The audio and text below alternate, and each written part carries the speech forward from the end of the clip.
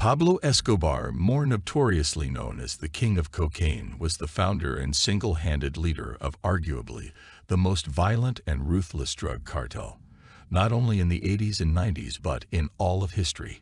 At the peak of its reign, the deadly Medellin Cartel owned around 80% global market share of cocaine, amassing $500 million week per week, making Escobar the wealthiest criminal ever. It's common knowledge that as soon as one steps in matters of the cartel, they are bound to make dangerous enemies out of rivals. So how did Pablo Escobar manage to keep up his profile as top dog for so many years? One thing was clear: Escobar was not one to risk his place regardless of the lengths he had to go to. In his efforts to protect the position of his cartel, he hired a group of men that were widely feared for their brutality and ruthlessness.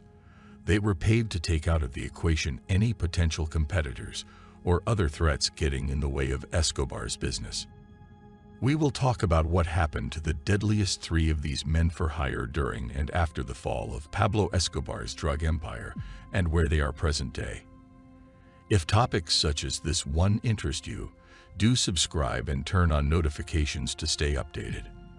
Like the video to show your support, and let's get started. Number 3. John Gyro Popeye Velasquez. Resemblance to the cartoon character halted at physical appearance alone. John Velasquez, who claimed to have taken his first life at the age of only 17, became Escobar's gruesome right-hand man in the 80s. He would keep a watchful eye over all cartel affairs. He killed, in cold blood, at the slightest suspicion of someone having become an informant, without need for evidence.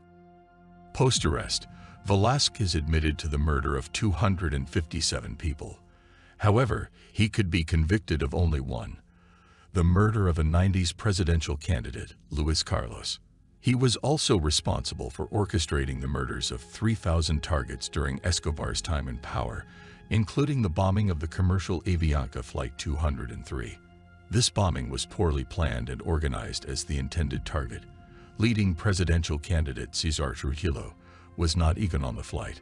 However, Popeye finished what had been started, and the plane crash ended up killing all 107 people on board.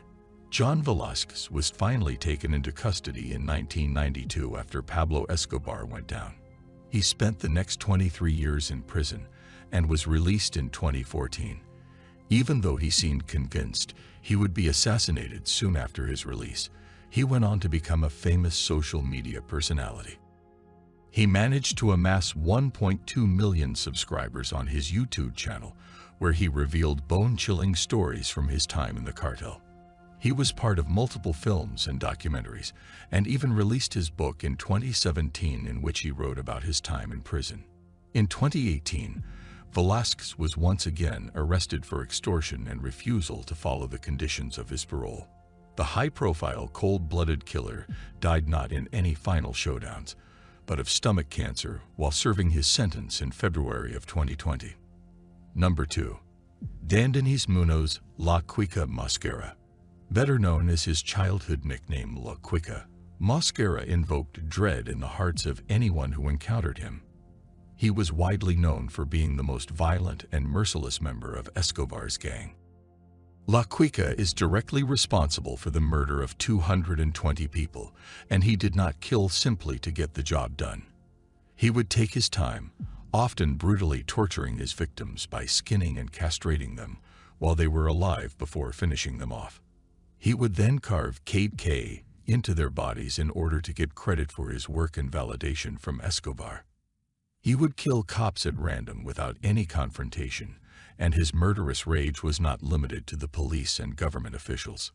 He once bombed a children's daycare center without remorse, simply in order to get to his intended targets, showing his disregard for human life, even including children.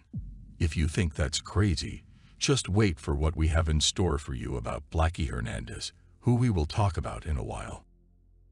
Back to La Quica. He was responsible for training the new recruits in Pablo Escobar's squad to become assassins. These recruits included thousands of teenagers who lived in poverty and were in desperate need of money. More often than not, they did not have a choice in the matter. La Quica had many run-ins with the law during the reign of Escobar, arrested on counts of theft, but never murder. He would either escape prison, which was not an uncommon occurrence in Colombia at the time, or he would bribe the police officers to let him go. Therefore, he had no inhibition when it came to confrontation with law enforcement. 2 years after Escobar's fall, in 1994, Quica was arrested and charged with drug smuggling and counts of murder. He was charged with 10 life sentences and 45 consecutive years in prison when he was just 26 years old. Unlike Popeye, however, Quica continually denied any involvement in the cases he was accused of. He did not confess to a single crime and accused the U.S. government of setting him up. Number 1. Nelson Blackie Hernandez. Nelson Hernandez was one of the most trusted men in Escobar's close circle. He was Escobar's personal bodyguard and was even responsible for the protection of his leader's family members. Like the other people discussed, Nelson was a merciless, cold-blooded murderer. He was also known for being a very aggressive person with a short fuse, quick to anger, and manhandle anyone he pleased. Hernandez was fiercely loyal and helped Pablo Escobar escape the clutches of law enforcement many times, often killing judges who were working on his cases. He also committed arson to protect his leader, burning rooms full of evidence so that it could not be presented in court. The turning point in Hernandez's life was in 1993.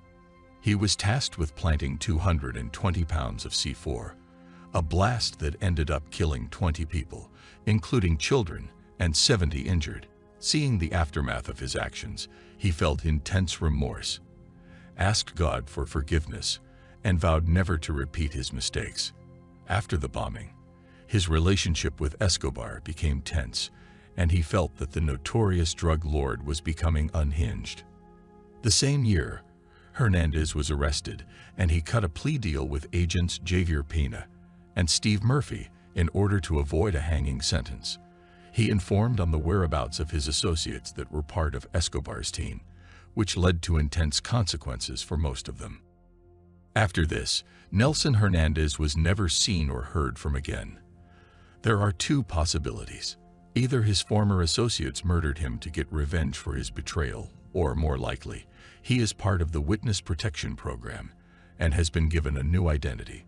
Some speculate the people he turned on are still looking for him. Even though they ended up with very different outcomes in the long run, all three of the men discussed went an extra mile and more to gain the favor of their charismatic cartel leader. Whether out of fear or loyalty, let us know what you think in the comments below. Who do you think was the most brutal in his crimes? Like the video if you enjoyed, and don't forget to subscribe to our channel for more videos.